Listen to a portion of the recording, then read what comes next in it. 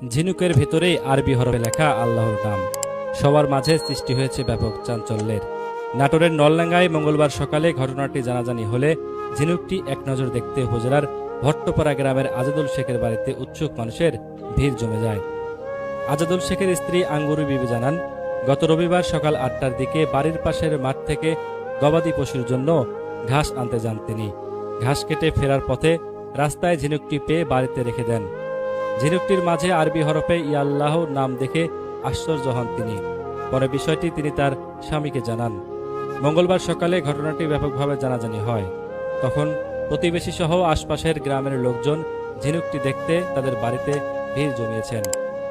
আজাদুল শেখ জানান, খবরটি ছড়িয়ে পড়ায় আশপাশ সহ এলাকার বিভিন্ন বয়সের মানুষ এক নজর দেখার জন্য ভিড় জমাচ্ছেন। ঝিনুকে আল্লাহর নাম লেখা দেখে অনেকেই সুবহান আল্লাহ, আলহামদুলিল্লাহ বলে জিকিরও করছেন।